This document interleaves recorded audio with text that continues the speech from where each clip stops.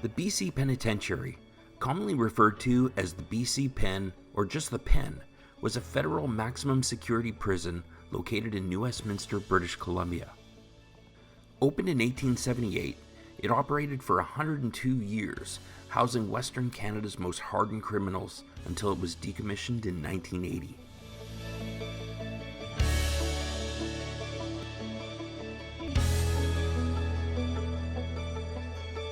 With the population of Western Canada increasing, and with British Columbia joining the Confederation in 1871, the need for a federal prison became apparent. Before the construction of the BC Penitentiary, transporting prisoners to other institutions was difficult and costly. This was a time before the Transcontinental Railway was completed. Planning and construction of the BC Pen began in 1874. The site selected was a hillside overlooking the Fraser River in the Sapperton neighborhood of New Westminster. With the construction of the first building, it received its first inmates in 1878. The original complex comprised the main gatehouse and a few brick and wooden buildings. The large cell blocks, which housed most of the inmates, were constructed between 1904 and 1914.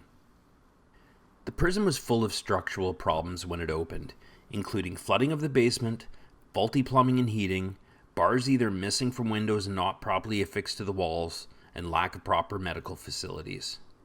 Major repairs and renovations were conducted over several years to remedy these issues, with most of the work performed by inmate work crews.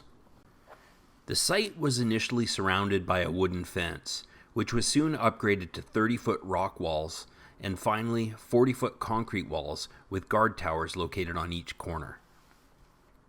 BC Penitentiary contained the standard features of a maximum security prison of its era. These included, among other things, cell blocks, offices, a hospital, a kitchen, work and school facilities, and 2 chapels, one Catholic and one Protestant. One thing missing was a dining hall, so inmates had to eat their meals in their cells. The solitary confinement cells were called the penthouse by inmates and staff, partly due to their location on the top floor of one of the cell blocks. The penthouse had been built in 1963 to replace the old solitary confinement cells that were in the basement, which were known as the hole. The prison's solitary confinement cells were known as being particularly brutal for a modern prison. Just outside the prison walls, along the Fraser River, houses were built for staff and families of inmates. This was known as Pen Row. Not unlike many prisons, the BC Penitentiary had its fair share of problems. It experienced severe overcrowding, holding as many as 765 prisoners in 1958. The Canadian Penitentiary Service attempted to alleviate this by transferring inmates to other institutions, such as the recently opened William Head Institution. By the mid-1960s, the population had been reduced to around 500 inmates. However, this did not prevent the series of violent riots and hostage takings that plagued the BC Penitentiary in its final years. Without going into details on each significant event, which many prisons can relate to, I want to focus on some of the residents that have spent time behind its bars.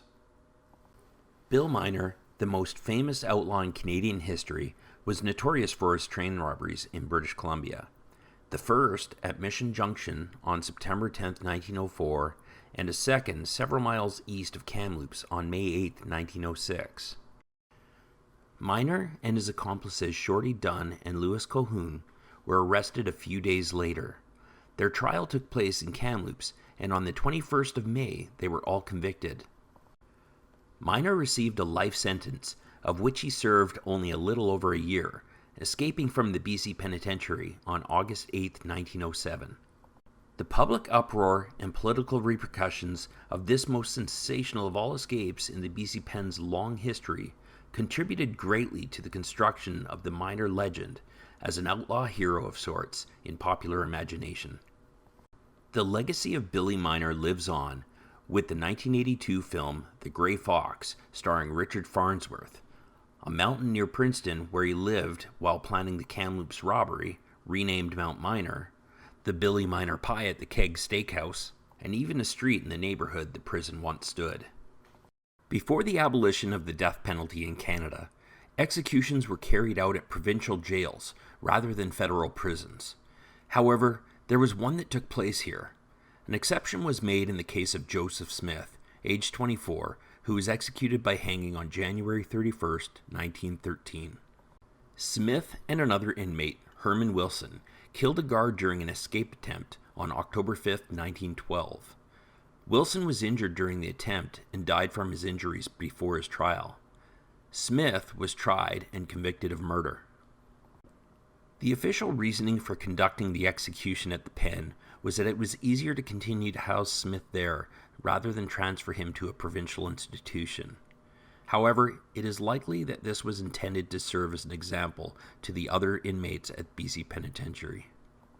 Smith was buried at the BC Penitentiary Cemetery, more commonly referred to as Boot Hill. The remains of approximately 50 inmates are still buried there. The majority of those who died at the pen, their bodies were claimed by their families. Those that were not were buried at Boot Hill. During the cemetery's early years, records were not carefully taken or preserved and are unreliable. Most graves are marked by small concrete gravestones engraved only with the inmate's prison number, while some are buried in unmarked graves. The BC Pen played a significant role in the government's conflicts with the Sons of Freedom sect of the British Columbian Doukhobors in the mid-20th century.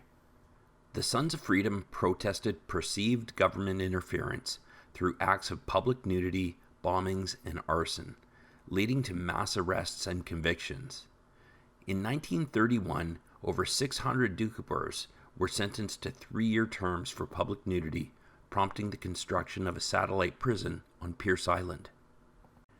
In 1950, another mass conviction for arson led to the establishment of a compound adjacent to the main penitentiary. Despite previous peaceful experiences, incidents in 1951 led to fires and a hunger strike. Another mass conviction occurred in 1953, relating to another arson and public nudity incident.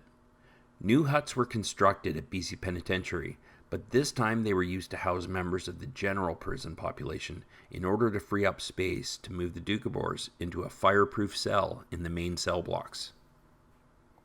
More arsons in the early 60s led to the creation of Agassiz Mountain Prison, designed specifically for Doukhobor prisoners, with no work programs and fully fireproofed.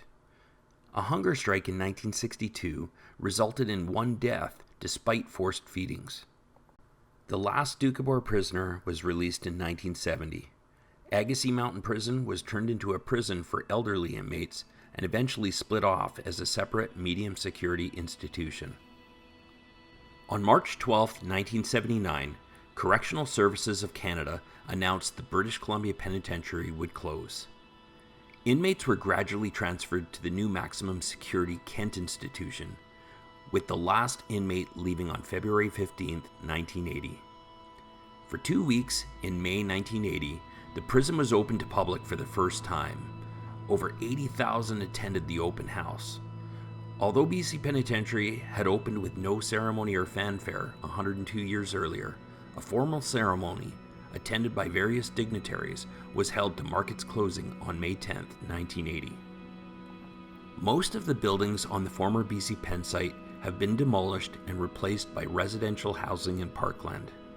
Only 4 parts of the original prison still remain: the cemetery, the coal house along Fraser River, the original cell block, which has been converted to offices, and the gatehouse, which is now home to a bar called the Notorious Grey Fox, named after Bill Miner.